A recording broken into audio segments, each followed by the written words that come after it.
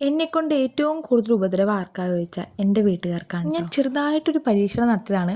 പരീക്ഷണം ആകെ മൊത്തം പാളിപ്പോയി എന്ന് പറഞ്ഞാലും പോരാ. പിന്നെ നമ്മളുടെ എല്ലാ കുറുമ്പും സഹിക്കണത് നമ്മുടെ അച്ഛനമ്മമാരല്ലേ. ആരോടും കുറ്റം പറയാനും പോവില്ല, നല്ലത് പറയാനും പോവില്ല, മിണ്ടാതിരുന്ന് സഹിച്ചു. ഇനി എനിക്ക് വന്ന പാകപ്പിഴകൾ എവിടെയാണെന്ന് നമുക്ക് കണ്ടുപിടിക്കാം. ആദ്യം ഒരു മുട്ട പൊട്ടിച്ചിട്ടു, കറക്റ്റ്.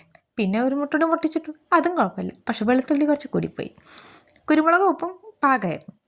പിന്നെ ഞാൻ അടിച്ചു. എനിക്ക് ക്ഷമ പറഞ്ഞ സാധനം തീരില്ലാത്തൊരു സാധനമാണ് ഞാൻ. അങ്ങനെ ഇടയ്ക്കിടയ്ക്ക് എണ്ണ ഒഴിച്ച് കൊടുക്കുന്നുണ്ട് കേട്ടോ. അങ്ങനെ എണ്ണ ഒഴിച്ചു കൊടുത്തു. പിന്നെ കുറച്ച് വെള്ളവും ചേർത്തിട്ടുണ്ടായിരുന്നു.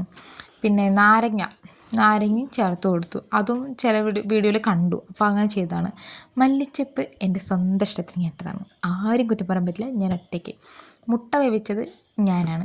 ഉരുളക്കിഴങ്ങും മുട്ട എന്തിനിടയിൽ ചേർത്ത് ഇട്ട് വിചാരിച്ചാൽ എനിക്ക് ക്ഷമ പറഞ്ഞ സാധനം തീരല്ല. വേഗം കട്ടയാൻ വേണ്ടിയിട്ട് ഇട്ടതാണ്. അതാകെ മൊത്തം ചീറ്റിപ്പാളി.